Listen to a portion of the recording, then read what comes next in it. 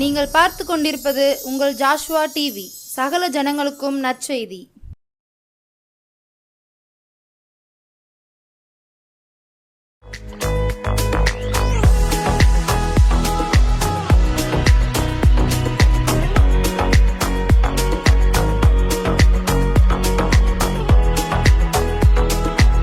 ஜெபிப்போம். ஸ்தோத்திர ஆண்டவரே, நன்றி இயேசு சாமி. பரிசுத்த ஆவியானவரே, பரலோக பிதாவே, உமக்கு ஸ்தோத்திர ஆண்டவரே. இந்த மாலை வேளையிலும் கூட கர்த்தாவே, இந்த ஜெப வேளையை கர்த்தர் கொடுத்துருக்கு. அப்படின்னால இந்த வசனங்களோடும் இந்த சோசுவாட்டி நேயர்களுக்கு கர்த்தர் ஒரு பெரிய ஒரு சிலாக்கியத்தை கொடுத்தபடினால மீண்டுமாக கர்த்தருடைய சம்மத்தில் வந்திருக்க அப்படின்னா கேட்குற உள்ளங்களை நீர் பக்குவப்படுத்தும். இந்த டிவி மூலமாக அநேக போன்கள் வந்து கொண்டு இருக்கிறது. அவர்களுக்காக நான் அதிகமாக ஜெபித்திருக்கிறேன். அவர்களுக்கு விடுதலையை கர்த்தர் கொடுத்திருக்கிறார். இப்போதும் இந்த நாட்களிலேயும் என்னை கர்த்தர் ஜீவன் பலம் சுகம் கொடுத்து இந்த வார்த்தையை பேசுவதற்கு என்னை அழைத்து வந்திருக்கிறார். கிரிசை தாழ்த்தி முடைய சமத்தில் அர்ப்பணிக்கிறேன். இயேசு கிறிஸ்து நாமத்தில் ஜெபிக்கிறேன். எங்கள் ஜீவனுள்ள நல்ல பிதாவே, ஆமேன். கிறிஸ்துவுக்குள் அன்பானவர்களே, ஒரு சரணத்தை பாடி கர்த்தருடைய வார்த்தைக்கு கடந்து செல்ல நான் ஆசைப்படுகிறேன். நானும் என் வீட்டாருமோவென்றால் கர்த்தரையே சேவிப்போம். நீயும் சேவிப்பாயா, நீயும் சேவிப்பாயா. நானும் என் வீட்டாருமோவென்றால் கர்த்தரையே சேவிப்போம். நீயும் சேவிப்பாயா. அடிமையான நன்மையுமே தேவாதி தேவன் வீட்டார். அடிமையான நன்மையுமே தேவாதி தேவன் வீட்டார். மாபெரும் அடையாளங்கள் செய்திட்ட கர்த்தரை சேவிப்பாயா. நானும் என் வீட்டாருமோவென்றால் கர்த்தரையே சேவிப்போம். நீயும் சேவிப்பாயா. நம் பாதையில் காப்பாற்றியே கர்த்தர் நடத்தினாரே. நம் பாதையில் காப்பாற்றியே கர்த்தர் நடத்தினாரே. கர்த்தர் தந்த ஆசியாவும் கண்டு நன்றியால் சேவிப்பாயா. நானும் என் வீட்டாருமோவென்றால் கர்த்தரையே சேவிப்போம். நீயும் சேவிப்பாயா. அல்லேலூயா. விசேஷமாக இந்த நாட்களிலும் கூட ஒரு பொருளாதார வீழ்ச்சியாக இன்றைக்கி சமுதாயங்கள் நாடுகள் எல்லாம் போய் கொண்டு இருக்கிறது. கர்த்தருடைய வார்த்தையில் ஜெபிக்கிற வேளையிலே கர்த்தர் இந்த மாதிரி ஒரு உழைக்கிறதுக்குண்டான ஒரு காரியங்களை இந்த செய்தியை பேசு என்று சொல்லி கர்த்தர் கொடுத்திருக்கிறார். ஆனால் பக்தனாகிய யோசுவா சொல்லக்கூடிய ஒரு காரியம் அப்படின்னு சொன்னால் 24ஆம் அதிகாரம் 15வது வசனத்திலே சொல்லப்படுகிற நானும் என் வீட்டாருமோவென்றால் கர்த்தரையே சேவிப்போ அப்படின்னு சொல்லி அங்கே பக்தன் யோசுவா சொல்லுகிறார். மோசைக்கு அடுத்து இந்த யோசுவா கானான் தேசத்தில் எல்லாவற்றையும் பாகம் பிரித்து கொடுத்து விட்டு அங்கே கர்த்தரை சேவிக்கணும் அப்படின்னு சொல்லி எகிப்திலிருந்து வந்தக்கூடிய ஜனங்கள் பாகால தேவர்களை நீங்கள் அகற்றிவிட வேண்டும் என்று சொல்லி ஒரு எச்சரிக்கை தேவ ஜனங்களுக்கு கட்டளை எடுக்கிறார். அப்படின்னு சொன்னால் கர்த்தரை சேவிக்கிறது உங்களுக்கு ஆகாததை கண்ட பின்ன இன்றைக்கி யாரை நீங்கள் சேவிப்பிய அப்படின்னு சொல்லி இல்லாததை நீங்கள் சேவிக்கக்கூடாது, அதை அகற்றி விட்டுறணும் அப்படின்னு சொல்லி ஒரு எச்சரிக்கை பண்ணுறார். விசுவாச மார்க்கங்களுக்கு இது பொருந்தும் என்று சொல்லி நான் விசுவாசிக்கிறேன். ஆனால் இந்த கர்த்தரை செபிக்கிறது ஒரு காரியம் என்ன அப்படின்னு சொன்னால் நல்லா செபிக்கணும் அப்படின்னு சொல்லார். குடும்பமாக செபிக்கணும், பிள்ளைகளோடு செபிக்கணும் அப்படிங்கிற ஒரு கற்றுக் கொடுக்குறார். அதுக்கு அடுத்து இந்த குடும்பத்தோடு ஒரு செபிக்கிறதுக்கு ஒரு காரியம்னு சொன்னால், இன்றைக்கி அநேக காரியங்கள் இந்த நாட்களில் பல பேருக்கு பல தொழில்கள் பல படிப்புகள் எல்லாம் இருக்கிறது. ஆனால் அந்த நாட்களில் அவ்வளோ ஒரு கம்மியான ஒரு காலம் பழைய ஏற்பாட்டில். அங்கே 1ஆம் அதிகாரத்தில் இங்கே போடப்பட்டிருக்கிறது யோசுவா 1ஆம் அதிகாரத்தில் இங்கே 14ஆம் வசனம் சொல்லுகிறது, உங்கள் பெண் ஜாதிகளும் பிள்ளைகளும் மிருக ஜீவன்களும் மோசே உங்களுக்கு யோர்தானுக்கு இப்புறத்திலே கொடுத்த தேசத்திலே இருக்கட்டும். அப்போ அங்கே என்ன காரியம் சொந்த நாள்களில் பூரா யுத்தமாக இருக்கும். யுத்தம் பண்ணணும், ஒரு நாட்டை பிடிக்கணும், இப்படி தான் அந்த நாள்களில் ஆண்டவருடைய கட்டளை அப்படி இருந்திருக்கிறது. ஆனால் அங்கே என்னென்ன மிருக ஜீவன்கள் அப்படின்னு சொன்னால், மிருக ஜீவன்கள்லாம் விவசாயம், அப்புறம் விதைக்கிறது அறுக்கிறது, இப்படி தான் இருக்கக்கூடிய காலங்களில் அங்கே வாழ்ந்து கொண்டே இருந்திருக்கிறாங்க. ஆனால் அங்கே இருக்கக்கூடிய காலங்களில் இன்றைக்கி பிள்ளைகள் பார்த்தோம்னு சொன்னால் மிருக ஜீவன்களுக்குள்ளே இருக்க முடியாது அப்படின்னு சொன்னால் அவங்க படிப்பு உத்தியோகத்திலே போயிருந்தாங்க. ஆனால் செபிக்கிறது, குடும்பத்தோடு செபிக்கிறது ரொம்ப இருக்காது. பிள்ளைகள் சம்பளம் வாங்கின உடனே என்ன செஞ்சிடும் அப்படின்னு சொன்னால் மனம் போல போயிடும். அதனால் அந்த யோசுவாங்கிற பக்தன் ஆரம்பத்திலே சொல்லுகிறான், நான் என் வீட்டார் என்றால் கர்த்தரையே செபிப்போ அப்படிங்கிற சொல்லி ஒரு வார்த்தையை, தேவ வார்த்தையை அங்கே கற்றுக் கொடுக்குறான். அப்படின்னு சொன்னால் தேவ வார்த்தை நமக்கு எப்படி இருக்கணும் அப்படின்னு சொன்னால், நம்ம தேவனுக்கு பயந்து நம்ம நடக்கிறோமா? அப்போ அங்கே சொல்லக்கூடிய ஒரு காரியம், அதில் 15ஆவது வசனம் சொல்லுகிறது, கர்த்தர் உங்களைப் போல உங்கள் சகோதரரை இழப்பார பண்ணி அவர்களை உங்கள் தேவனாகிய கர்த்தர் தங்களுக்கு கொடுக்கும் தேசத்தை சுதந்திரித்து கொள்ளும் மட்டும் அவர்களுக்கு உதவி செய்ய கடவர்கள் என்று சொல்லப்படுது. நம்முடைய தேசத்தில் நம்ம எப்படி இருக்குன்னு சொன்னால், தேவன் கொடுக்கக்கூடிய ஒரு தேசம் இன்றைக்கி நம்ம தேசம் எப்படின்னு சொன்னால், இந்திய தேசம் எப்படி இருக்குதுன்னு சொன்னால், அதிலே நம்ம தமிழகம் எல்லா விளைச்சலும் விளையும், எல்லா நன்மைகளும் இருக்கும்.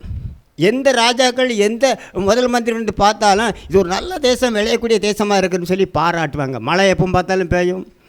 அப்படி இல்லைன்னு சொன்னால் விளைச்சலில் விவசாயங்கள் எல்லா தொழில் வளங்களில் கல்வி எல்லாத்தில் ஒரு உயர்வான ஒரு தேசமாக இருக்கிறது.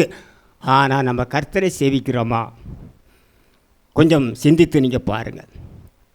இயேசு சொல்ல வார்த்தை என்னன்னு சொன்னால், அங்கே இயேசு நமக்கு ஒரு கற்றுக் கொடுக்க ஒரு காரியம் என்னன்னு சொன்னால், யோவான் எழுதின சுவிசேஷம் இங்கே சொல்லக்கூடிய ஒரு காரியம்னு சொன்னால், சுவிசேஷத்தில் அவர் சொல்லக்கூடிய வார்த்தை நம்ம அதிகமாக சிந்தித்து பார்த்தோம்னா, 4ஆம் அதிகாரத்தில் அவர் சொல்ல, தேவன் ஆவியாக இருக்கிறார், அவரை தொழுது கொள்கிற யாவரும் உண்மை உள்ளவர்களாக இருக்க வேண்டும் என்று சொன்னால் பிதாவானவர் விரும்புகிறார் என்று சொல்லி இங்கே கற்றுக் கொடுக்கிறார்.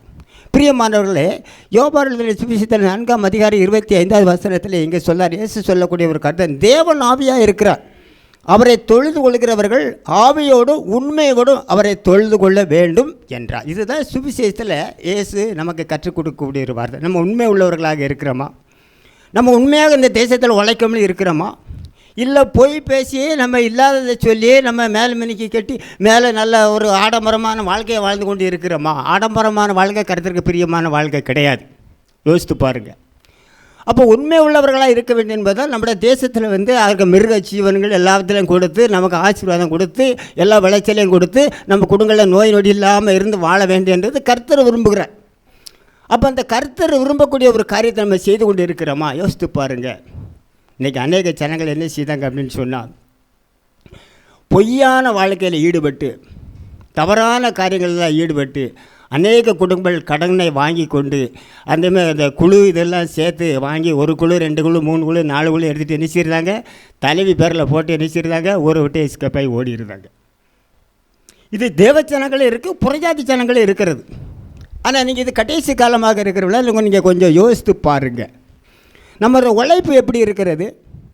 நம்ம செய்யக்கூடிய ஒரு காரியம் என்ன இருக்குது? நம்ம வாங்கக்கூடிய கடனை நம்ம உழைச்சி திரும்பி நம்ம அடைச்சிருவோமா, இல்லை ஊரை விட்டு ஓடிடுவோமா? அப்போ ஊரை விட்டு ஓடிட்டு அப்படின்ட்டு அவர் கர்த்தர் கொடுத்த தேசத்தில் யார் வாழ போகிறா?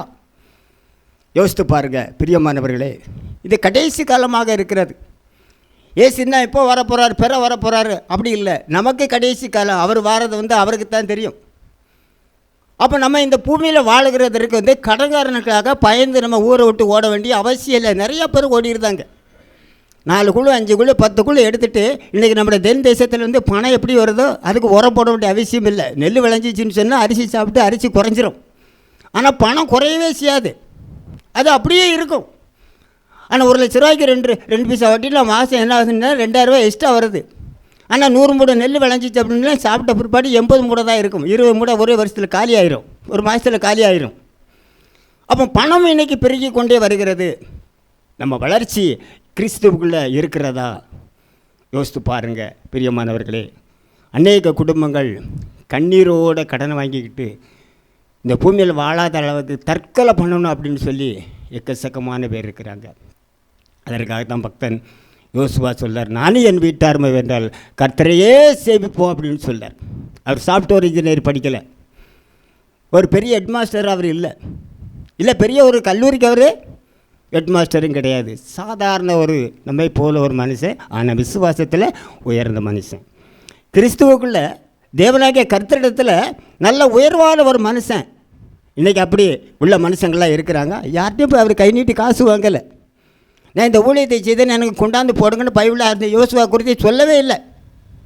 ஆனால் இன்றைக்கி அநேக ஊழியர்கள் கொண்டாங்க. அது என்ன பணமாக இருந்தாலும் சரி பார்த்துக்கிடுவோம் அப்படின்ட்டு இருக்காங்க. யோசித்து பாருங்கள். நான் 30 வருஷம் ஆச்சு இந்த ஊழியத்துக்கு வந்து. யார்கிட்டையும் அவங்க செபிக்க வாங்க அப்படின்னு சொல்லி அந்த வீட்டுக்கு போய் எனக்கு ரூபா விடுங்கன்னு கேட்டதே கிடையாது. இந்த செபிக்கிறதுக்கு நான் வர மாட்டேன், குருவானவர் தான் வருவார், எனக்கு அந்த அழைப்பு கிடையாது அப்படின்னு சொன்னேன். காரணம் என்னென்னு சொன்னால், என்னோட தொழில் விவசாயத்தில் டிராக்டர் ஓடுறது. என் சொந்த கைகள் தான் வேலை செய்யணும்னு கர்த்தருடைய வார்த்தை பவுல் அப்போஸ்தலர் இப்படியாக அப்போஸ்தலர் நடவடிக்கைகள் புஸ்தகம் 20ஆம் அதிகாரம் 35வது வசனம் சொல்லுகிறது. பிரியமானவர்களே, 20ஆம் அதிகாரம் 35வது வசனம், இப்படி பிரயாசப்பட்டு பலவீனரை தாங்கவும் வாங்குகிறதை பார்க்கிலும் கொடுக்கிறதே பாக்கியம் என்று கர்த்தராக இயேசு சொன்ன வார்த்தைகளை நினைக்கவும் வேண்டும் என்று எல்லா விதத்திலேயும் உங்களுக்கு காண்பித்தேன் என்றார். ஒரு சாதாரண ஒரு பவுல், அதில் கமாலின் அருகே கல்வி பெற்றவன், நான் ஊழியத்தில் யார்கிட்ட ரூபா வாங்கலை, கொடுக்குறேன் அப்படின்னு சொல்கிறார். அப்படி சொல்கிறார்? ஏசு அப்படித்தான் அவர் சொந்த கைகளை உழைச்சார். அவர் தச்சனுடைய மகன் அல்லவா, அவர் யோசேப்பின் குமாரன் அல்லவா அப்படின்னு சொல்லி அவர் அங்கே உள்ள மக்கள் யூதர்களை எல்லாமே சேர்ந்து என்ன பண்ணாங்க அப்படின்னு சொன்னால், இவன் யோசேப்பின் குமாரன் அவன் சகோதரர்கள் இங்கே தானே இருக்காங்க அப்படின்னு சொல்லி கிள்ளுக்கிறாக லேசாக நினைத்தார்கள். அவர் செய்த அற்புதத்தில் அவங்க சிந்திக்கலை, தேவனுடைய குமாரன் என்று அவர்கள் சிந்திக்கலை. யோசித்து பாருங்கள். அவர் சொந்த கையை அவர் செய்தார். விவசாயத்திற்கு அந்நாட்களில் என்ன இருந்திருக்கும்? கலப்பை செய்து கொடுத்தார், நாற்காலி செய்து கொடுத்துருப்பார், படுக்கிறதுக்கு டேபிள் போட்டு கொடுத்துருப்பார். அப்போது இன்றைக்குள்ள காலங்கள்லாம் டிராக்டரில், இன்றைக்கி டிராக்டர் ஓடுது, கலப்பை செய்ய வேண்டிய அவசியம் இல்லை, லேத்தில் ஓடிக்கொண்டிருக்கு, வேறு மாதிரி ஓடிக்கொண்டிருக்கு. அப்படி உழைப்பை நம்ம பாருங்கள். அதே வார்த்தையை தான், அதே வாழ்க்கையை தான் இந்த பவுல் அப்போஸ்தலர் பின்பற்றுகிறார். யோசித்து பாருங்கள். என் சொந்த கைகளே வேலை செய்யும் கூடார தொழில் அப்படி தான் இன்றைக்கி கட்டட வேலையாக இருக்கிறது. ஆனால் இன்றைக்கி வேலை செய்யணும் யாருமே. இன்றைக்கி வெயில் அடிக்கிறீங்க சில நேரத்தில் ஒரு ஆள் என்ன பண்ணாருன்னா, மாடு குளிப்பாட்ட மனுஷன் வந்து கம்பாயிலே இறந்து போயிட்டார். வெயில் தாங்க முடியலை. அப்பேற்பட்ட காலத்தில் இருக்கிறோம். ஹார்ட் அட்டாக் வந்துடுது, வெயில் தாங்க முடியலை. அப்போ ஏசியில் எப்பவுமே ஏசியிலே இருக்க முடியும், ரூமில் தான் ஏசியில் இருக்க முடியும். வெளியே ஏதாவதுக்கு போகணும்னா பிள்ளையில பறந்து போக முடியும். நடுத்தரவாதி வந்து பிள்ளையில போக முடியாது. நீங்கள் தான் பழகணும். என்னோட கர்த்தர் ஒரு 10 ஆண்டுகளுக்கு முன்பு பேசும்போது, நீ வெயிலை குறித்தும் கவலைப்படக்கூடாது, மழையை குறித்தும் கவலைப்படக்கூடாது, பனியை குறித்தும் நீ கவலைப்படக்கூடாது, இது உன்னையே சேதப்படுத்தாதுன்னு சொல்லி தேவ வார்த்தை எனக்கு கற்றுக் கொடுத்தார். ஒரு அலையில் சொல்லுவோமா? பிரியமானவர்களே, அப்படி சொல்லான்னு சொன்னால், நீ என்னை விசுவாசிக்கிறபடினால நீ இப்படி இருக்க வேண்டும் என்று மற்றவர்களுக்கு நீ சொல்ல வேண்டும் என்று சொல்லி என்னை கர்த்தர் எனக்கு ஒரு வார்த்தையை கொடுத்தார். நீங்கள் அப்படி இருக்கிறீர்களா? இருக்க முயற்சி பண்ணுங்க. இரவில் செபிக்கணும், சும்மா இருக்க வேளையில் வேதத்தை நீங்கள் ஆராய்ந்து பார்க்கணும். அப்படி உள்ள காரியங்களை நீங்கள் சிந்தித்து இருப்பீ அப்படின்னு சொன்னால் மிகுந்த ஒரு பலன் நமக்கு கிடைக்கும். அப்போ பாவத்தோடு ஒரு வாழக்கூடிய வாழ்க்கை அப்படின்னு சொன்னால் ஒரு பக்தன் பாடினார். பாவமாமணலில் கட்டப்பட்ட பற்பல வீடுகள் விழுந்திடுமே, பாவமாமணலில் கட்டப்பட்ட பற்பல வீடுகள் விழுந்திடுமே, ஆவலா இயேசுவின் வார்த்தை கேட்போம், ஆவலா இயேசுவின் வார்த்தை கேட்போம், அவரை தலைக்கலாக்கிடுவார். கட்டடம் கட்டிடும் சிற்பிகள் நாம், கட்டிடுவோ கிறிஸ்து குஸ்காம், ஒவ்வொரு நாளும் கட்டிடுவோம், ஒவ்வொரு செயலால் கற்களாலே ஒவ்வொரு நாளும் கட்டிடுவோம். ஒவ்வொரு செயலால் கற்களாலே ஆண்டவர் இயேசுவின் அஸ்திபாரம், ஆண்டவர் இயேசுவின் அஸ்திபாரம். கட்டடம் கட்டிடும் சிற்பிகள் நாம், கட்டிடுவோம் கிறிஸ்துவுக்காய். பாவத்தோடு நம்ம வீடு கட்டுதோம்னு சொன்னால் அந்த வீடு இடிந்து விடும் அப்படின்னு சொல்லி ஒரு 60 ஆண்டுகளுக்கு முன்னாலே பாடியிருக்காங்க. பிரியமானவர்களே, யோசித்து பாருங்கள். பாவத்தோடு வாழக்கூடிய ஒரு வாழ்க்கை நிலையில்லாத ஒரு உலகத்தில் நம்ம இருக்கோம். எங்கே போகிறோம்னு சொல்லி தடுமாறி நம்ம வாழ்ந்து கொண்டு இருக்கோம். கிறிஸ்துவுக்குள்ளே நீங்கள் வரும்போது அந்த வீடு எப்படி கட்டப்பட்டிருக்கும்னு சொன்னால் நீதியாக கட்டப்பட்டு இருக்கும். அது யாரும் ஒன்றும் செய்ய முடியாது, சாத்தான் ஒன்றுமே பண்ண முடியாது. பிரியமானவர்களே, யோசித்து பாருங்கள். அப்போது நம்ம காரியங்கள் இதிலெல்லாம் நம்ம தோல்வியை நம்ம சந்திக்க அப்படின்னு சொன்னால் நம்ம அதிகமாக செபிக்கக்கூடிய காலங்களில் நம்ம இருக்கிறோம். யாராவது நமக்கு செபிப்பார்களா? நம்மளோட காரியங்களை செபித்து நம்ம வீட்டுக்கு ஒரு தீர்க்க தரிசனம் வருமா அப்படின்னு நிறைய எதிர்பார்த்துக்கிட்டு இருக்காங்க. காரணம் அதுக்கு என்ன அர்த்தம் அப்படின்னு சொன்னால், சோம்பேறியை நீ எறும்பிடம் போய் கற்றுக்கா அப்படின்னு சொல்கிறார். யாரும் ஜெபம் பண்ணி உங்கள் வீட்டில் நீங்கள் இப்படி போகிறீ அப்படின்னு சொல்கிறதுக்கு இப்போ உள்ள காலத்தில் அந்த தீர்க்க தரிசனத்தை ஆண்டவர் கொடுக்கவில்லை. ஒருவேளை உங்களுக்கு கொடுத்துட்டாருன்னா பரவாயில்ல, ரொம்ப ஆண்டவருக்கு நன்றி சொல்லுங்கள். அப்போ காரியம் என்ன அப்படின்னு சொன்னால், ஒவ்வொரு ஊழியக்காரங்களுக்கும் ஒவ்வொரு பிரச்சனைக்கும் ஒவ்வொரு செயல்களில் ஒவ்வொரு அவங்க துன்பத்தை அனுபவித்து கொண்டிருக்காங்க. என்ன துன்பத்தெல்லாம் அன்றைக்காங்கன்னு சொன்னால், அவர்களுக்கும் சில குடும்பங்கள் உண்டு, குடும்பங்களில் பிரச்சனை உண்டு. படிக்க வைக்கணும், உழைக்கணும், நம்ம செபிக்கணும். ஐயோ கடன் வாங்கிட்டா நம்ம திரும்ப கொடுக்கணுமே, வருமானம் தட்டுப்பாட்டில் நம்ம பேர் கெட்ட பேர் ஆயிடக்கூடாது, ரிப்பர் ஆயிடக்கூடாதுன்னு சொல்லி எவ்வளவோ போராடுதாங்க. ஆனால் உங்களுக்காக தீர்க்க தரிசனம் நீங்கள் சும்மா இருந்து வேலை வெட்டி இல்லாமல் இருந்து உங்களை தீர்க்க தரிசனம் வரும்னு சொல்லி நீங்கள் எதிர்பார்க்காதங்க. நீங்கள் செபிக்கணும். வேதத்தை நீங்கள் முதலிடமாக எடுத்து நீங்கள் கையில் எடுக்கணும். ஒரு காலத்தில் நம்ம அற்புதமே நடக்கலை அப்படின்னு சொல்லி தூக்கி வச்சுட்டு போயிடுவோம். திரும்ப நீங்கள் எடுக்கணும். அதுதான் கர்த்தருக்கு பிரியமான ஒரு காரியம். வசனத்தை வாசித்து விட்டு நான் முடிக்க ஆசைப்படுகிறேன். பிலிப்பியர் 4ஆம் அதிகாரம் 4வது வசனம் சொல்லுகிறது, கர்த்தருக்குள் எப்பொழுதும் சந்தோஷமாக இருங்கள், சந்தோஷமாக இருங்கள் என்று மறுபடியும் சொல்லுகிறேன் என்று சொல்கிறார். அதில் 4ஆம் அதிகாரத்தில் 2வது வசனம் சொல்லுகிறது, கர்த்தருக்குள் ஒரே சிந்தையாக இருக்கணும் அப்படின்னு சொல்லப்படுகிறது. ஒரே சிந்தனை. நம்ம சிந்தனை சிதறக்கூடாது. அப்படி நடக்குமா, இப்படி நடக்காதா, ஐயோ அவங்கெல்லாம் இப்படி இருக்காங்களே, நம்ம ஏன் இப்படி இருக்கிறோம், இந்த உலக ஆசையில் நம்ம விட்டுறக்கூடாது. நம்ம இருதயத்தை கர்த்தருக்குள்ளே ஒப்பு கொடுக்கணும். கர்த்தருக்குள்ளே ஒப்பு கொடுக்கும்போது ஓகே, மிகுந்த ஒரு ஆசீர்வாதம் கர்த்தர் உங்களுக்கு தேடி கொண்டாந்து கொடுப்பார். பிரியமானவர்களே, காரணம் என்னென்னு சொன்னால், இந்த வேதத்தை நான் மக்களிடத்தில் அறிவிக்கிற அப்படின்னால, சபையில் அறிவிக்கிற அப்படின்னால எனக்கு எந்த விதமான நோயும் கிடையாது. என் பையன் ஒரு டிகிரி படித்து காலேஜில் படித்து இன்றைக்கி ஜம்மு காஷ்மீரில் அப்போ இராணுவத்தில் இருக்கிறோம். ஜம்மு காஷ்மீர்னால் எல்லாருமே பயப்படுவாங்க. நான் சொல்லுவேன், பயப்படாதப்பா, நமக்கு மேலே ஒருவர் இருக்கார் ஏசு, நீ ஜோம் பண்ணி கொண்டே இரு, கொடுக்குற டூட்டியை நீ பார்த்து கொண்டே வா. 6வது வருஷம் சர்வீஸ் பண்ணிக்கிட்டு இருக்கோம். பிரியமானவர்களே, ஒரே பையனை இராணுவத்துக்கு அனுப்பியிருக்கேன். நான் எதுக்கும் பயப்படவே மாட்டேன். எங்கே போனாலும் தைரியமாக தான் போவேன். என்ன வந்துடும், இந்த இயேசு நமக்காக சிலுவையை சுமந்தாரே, நமக்காக ரத்தம் சிந்தினாரே, வாரினால் அடிபட்டாரே, எதற்காக? நம்மளை மீட்பு எடுப்ப வேண்டும் என்பதற்காக அவர் பிதா அந்த இயேசுவை ஒப்பு கொடுத்தார்.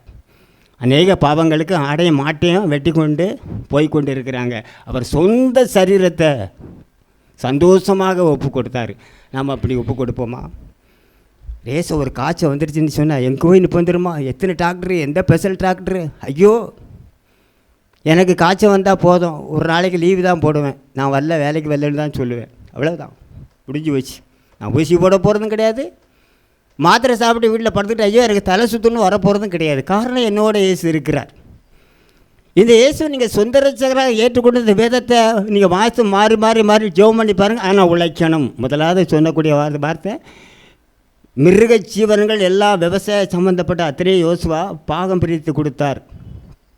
இரண்டாவது நம்ம பார்க்கும்போது என்ன நடக்கும் அப்படின்னு சொன்னால், முதலாவது தேவனை நீங்கள் வீட்டோட சேர்த்துட்டு நம்ம செபிக்கணும். அப்புறம் நம்ம தொழிலுக்குள்ளே வரணும் அப்படின்னு சொன்னார். அப்போ கர்த்தர் சொல்லக்கூடிய வார்த்தை, இயேசு சொல்லக்கூடிய வார்த்தை வந்து தேவன் ஆவியாக இருக்கிறார், அவரை தொழுது கொள்கிறவர்கள் யாவரும் உண்மை உள்ளவர்களாக இருக்க வேண்டும் என்று சொல்லி விரும்பினார். அப்பொழுது பவுல் அப்போஸ்தலர் சொல்லும்போது, பிரயாசப்பட்டு பலவீன ரூபாய் வாங்குறதை பார்க்கலும் கொடுக்கிறதே பாக்கியம் என்று சொல்லி கர்த்தராக இயேசு கிறிஸ்து சொன்ன வார்த்தைகளை நினைவு கூறணும்னு சொல்லி அங்கே ஒரு சொந்த கைகளே உழைத்தது. நீங்கள் எப்படி இருக்கிறீங்க அப்படின்னு சொல்லி பவுல் நமக்கு ஒரு காரியங்களை செய்தார்.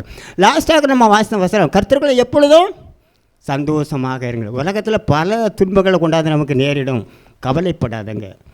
கர்த்தருக்குள்ளே நீங்கள் வசனத்தோடு செபத்தோடு பாடலோடு இருப்பி அப்படின்னு சொன்னால் உங்களை ஒருவனும் பிரிக்க முடியாது. இது உண்மையை சொல்லுகிறேன்.